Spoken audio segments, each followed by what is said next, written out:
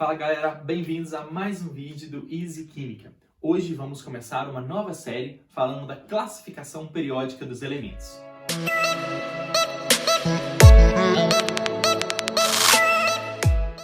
Bom, aqui nós temos a classificação periódica dos elementos. Como que isso foi pensado? Primeiro, Mendeleev, em 1869, em torno dessa época, ele propôs uma organização em formato de tabela. Só que ele conseguiu agrupar os elementos de forma que com a ordem crescente de massa atômica. Só que ele percebia que quando ele fazia isso, a massa ficava invertida, porque em uma mesma coluna na tabela, os elementos químicos apresentassem características químicas semelhantes. Só que quando ele colocava em ordem crescente de massa, isso dava errado. Então foi só mais para frente, em 1913, que Moseley conseguiu... Já haviam sido descobertos o número atômico, o núcleo do átomo por Rutherford. Então eles conseguiram organizar a tabela periódica em ordem crescente de número atômico. Quando eles fizeram isso, eles perceberam que em uma mesma coluna na tabela, os elementos apresentavam características químicas semelhantes. Então era o que o Mendeleev queria fazer, mas não conseguiu, porque ele havia colocado em ordem crescente de massa. Então vamos entender a classificação da tabela periódica atual.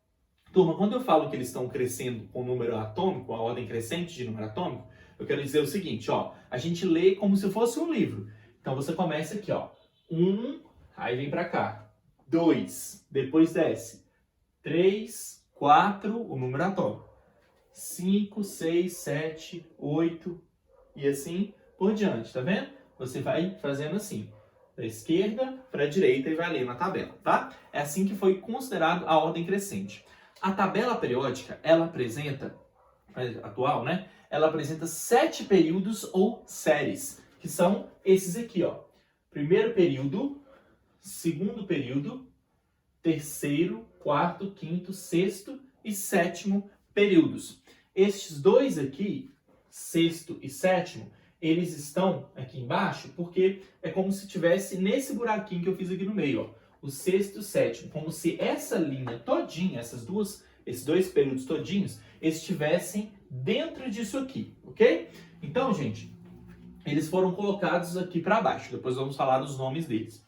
Então, o que acontece? Nós temos 7 períodos ou séries. E o que os períodos ou séries nos indicam? É o seguinte, os 7 períodos, dependendo de qual período que o elemento químico esteja, ele vai indicar o número de níveis ocupados com elétrons que tem o átomo. Então, a série ou período indica o número de níveis com elétrons, ocupados com elétrons. Por exemplo, se eu pegar o sódio está aqui, na terceira. Vamos colocar aqui. O sódio está aqui. Terceiro período significa que ele tem 3 níveis com elétrons. Então, o sódio tem 1, 2, 3 níveis com elétrons. Se eu pego o potássio, que está aqui no nível 4, significa que ele tem 4 níveis com elétrons. Então, 1, 2, 3, 4 níveis com elétrons, certo? Então, isso que indica um período. Agora, quando a gente fala de coluna, família ou grupo, nós temos as 18 linhas verticais. 18 linhas verticais, tá? Que são chamadas de colunas, famílias ou grupos. São os nomes dados às linhas verticais. E nós dividimos eles em 2 partes, turma. Olha só. Aqui, 1 e 2, essas 2 primeiras linhas, nós temos os elementos representativos. Representativos. Estes e exatamente esse aqui, desse quadrado final, também são chamados de elementos representativos.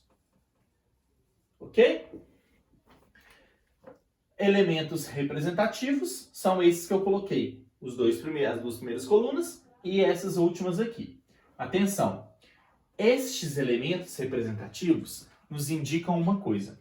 Quando nós falamos dos elementos representativos, a nomenclatura antiga chamava ele de A. Então, olha só, coluna 1A, coluna 2A, pula os do meio que não são representativos, 3, 4, 5, 6, 7 e 8A. Então, os elementos representativos, a coluna em que ele está, vai nos indicar quantos elétrons tem no nível de valência, ou seja, quantos elétrons na última camada.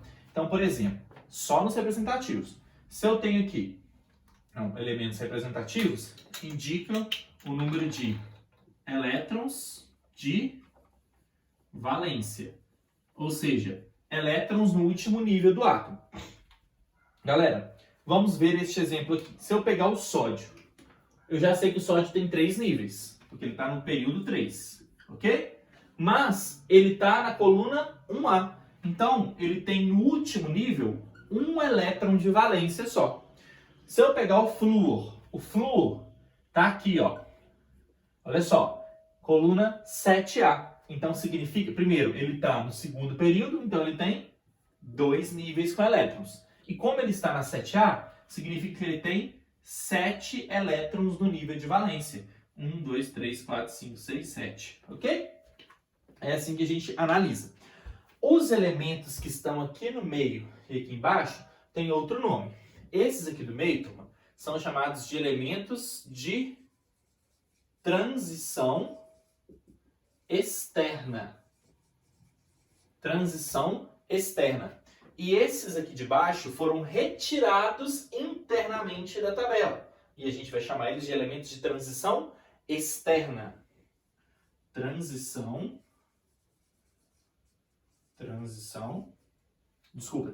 interna, né? Transição interna. Eles foram retirados internamente da tabela e colocados aqui embaixo, ok? Então nós temos elementos representativos e elementos de transição externa, elementos de transição interna. Beleza? Até aqui? Os elementos de transição interna, turma, eles vão ter sempre 1 ou 2 elétrons de valência. Mais para frente, quando nós vermos a distribuição eletrônica na tabela periódica, eu vou explicar o porquê desses aqui. Por enquanto, o que você tem que saber é que o número do período vai nos indicar quantos níveis com elétrons e o número dos elementos representativos, da coluna dos elementos representativos, nos indicam quantos elétrons tem no nível de valência. Beleza? Então, existem 2 formas de chamar as colunas. Antigamente, a gente chamava de famílias A e B, certo? Então, era 1A, 2A, 3, 4, 5, 6, 7, 8B. Gente, a família 8B são as 3 famílias juntas. Por quê? Ele chamou de família 8B. Por quê? O ferro, cobalto e o níquel, eles tinham propriedades magnéticas semelhantes. Então, eles agruparam eles em uma só família. Então, essas 3 aqui são a família 8B. E aí, depois que chega no 8, vem 1 e 2. Por quê? É como se estivesse voltando para lá. O que ia começar para o 3, aí o 1 e o 2 estará do lado de cá. Tranquilo? Turma, outra coisa. Quando nós olhamos isso, depois vem aqui 1A, 2A, 3, 4, 5 até 8. Só que hoje a gente chama simplesmente de 1 a 18, direto. Então, ó, 1, 2, 3, 4, 5. Essa aqui é a nomenclatura nova. Até 18. É direto, tá? Você tem que lembrar que em uma mesma família, ou seja, quando nós estivermos olhando elementos que estão na mesma família, eles apresentam características químicas, né, propriedades químicas semelhantes. Então vamos colocar isso aqui, ó. Elementos da mesma família. Então, no mesmo grupo, certo? Apresentam propriedades químicas semelhantes. Isso é muito importante, tá? Já caiu no Enem uma questão dessa aí. Agora, olha só. Outra característica muito importante que vocês têm que saber é a divisão de metais e ametais. Se você ver aqui, ó, o primeiro elemento da coluna 3 é o boro, ok? O segundo é o alumínio. Hoje em dia, o conceito de semimetal não é utilizado mais, tá? Aí o PAC recomenda não utilizar. Então, como que nós vamos dividir isso? Basta você pegar a divisão entre o boro e o alumínio e puxar uma escadinha. Olha só.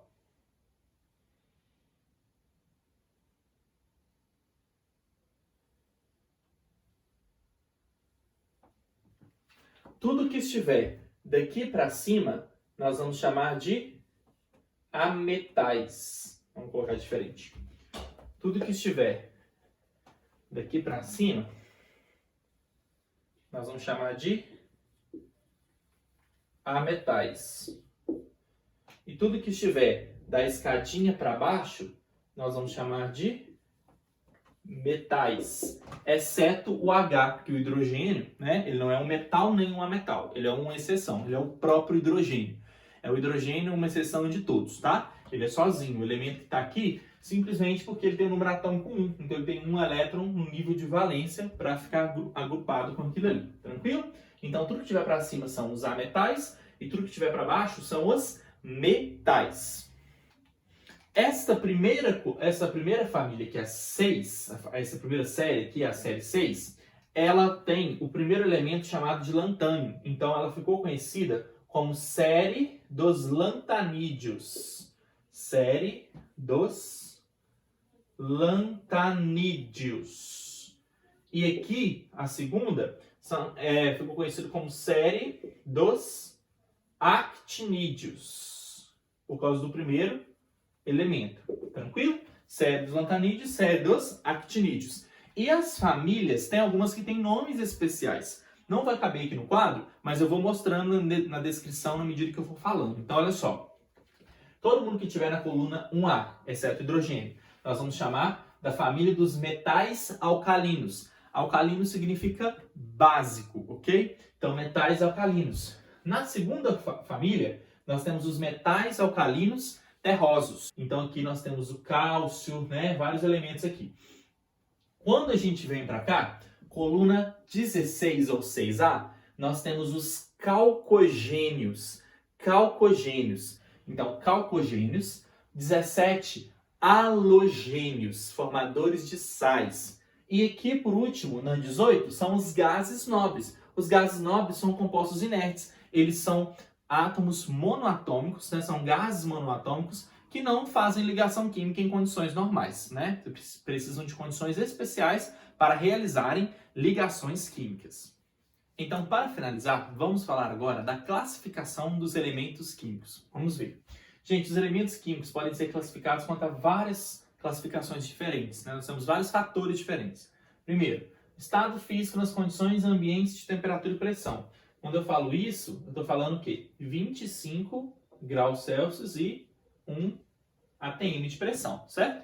Então, gente, quais são os elementos químicos da tabela periódica que são naturalmente gasosos nas condições ambientes? Então, nós vamos ter aqui, ó, o nitrogênio, N2, né, o diatômico, 2 átomos, o oxigênio, O2, certo?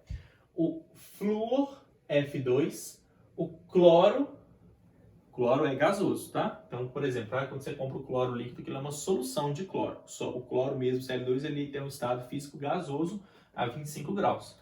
Então, nitrogênio, oxigênio, flúor, cloro, e todos os gases nobres, né? Os gases nobres. Todos eles, né, esses elementos são os elementos gasosos que são encontrados na tabela periódica, né? E o hidrogênio, não podemos esquecer dele. O hidrogênio também é um H2, é gasoso. Vamos ver os elementos químicos que são líquidos na temperatura ambiente. Só temos 2, turma. O bromo é o único ametal líquido, né, o Br2, e o único metal líquido é o mercúrio. O mercúrio é o único metal da tabela periódica que é líquido. E o único ametal que é líquido é o bromo, tá? Br2. Os sólidos são todos os demais elementos da tabela periódica, são sólidos. Ok? Os demais. Gente, a ocorrência na natureza química. Na natureza, nós temos elementos que são artificiais e os elementos que são naturais. Artificiais são aqueles elementos produzidos em laboratório, né? Geralmente eles produzem através de reações de fusão nuclear. Fusão e fissão nuclear também. Então, olha aqui, ó. Elementos artificiais. Todos os elementos com número atômico acima de 92, eles são, né, o 92 é urânio. Todos os elementos com número atômico maior do que urânio, eles são artificiais, ok? E os elementos anteriores a eles, que são artificiais, tecnécio e promércio, tá? Que tem um número atômico menor do que 92, mas eles são artificiais. E os elementos naturais são todos os demais, né? Menores do que 92, menos esses dois aqui, ok? Atividade radioativa. Turma, os elementos radioativos são aqueles que apresentam um número atômico maior do que o do polônio. Então, ó, o polônio, na verdade o polônio também é, né? Maior ou igual do que o do polônio. São elementos radioativos, naturalmente radioativos. E não radioativos são todos os demais. Então, elementos radioativos são que naturalmente emitem radiação química, emitem radioatividade. Metais, características dos metais. Gente, os metais são todos sólidos a 25 graus, exceto o mercúrio, como eu já havia dito lá. Eles são bons condutores de calor e eletricidade, dúcteis e maleáveis. Quando eu falo em ductibilidade, gente, dúctil significa facilidade, né, a capacidade de produzir fios com os metais, tipo fio de cobre que você consegue produzir. E maleáveis é quando você consegue produzir lâminas com os metais, ok? Então eles são maleáveis. Eles tendem a perder elétrons e formar cátions, né? Perde elétron, forma cátion. E eles têm um brilho característico de metais. Os metais têm outros elementos, por exemplo, alguns metais que também têm brilho. Só que não é nada comparado com o brilho dos metais, beleza? Metais têm que brilhar, né, gente? Igual eu. Assim, ó, shiny. Não, né? Sorry.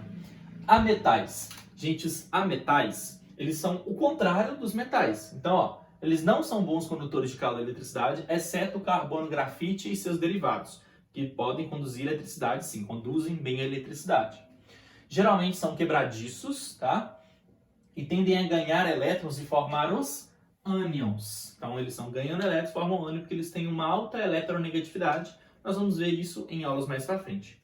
Gente, os gases nobres, né, da coluna 8A. Os gases nobres, eles são gases inertes, eles não reagem em condições normais, com nenhum elemento químico, não fazem ligações químicas em condições normais. E eles são gases monoatômicos, né, sozinhos. Ele sozinho é um gás lá, tipo hélio, HE. Neônio, Ne, só ele sozinho, não é diatômico, tipo esses que a gente estava vendo, N2O2, não. Ele sozinho, ele não se liga, tá?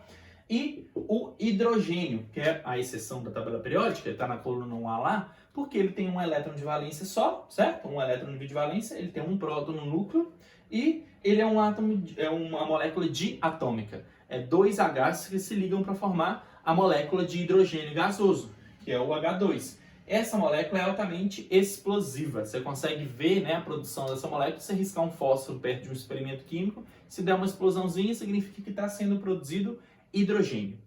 E é isso aí, galera. Espero que vocês tenham gostado da aula de hoje. A próxima matéria, nós vamos continuar nessa mesma série, vai ser as propriedades periódicas. Vejo vocês lá, tá? Que são chamadas de períodos... que são chamados... Então, para finalizar, vamos falar agora da classificação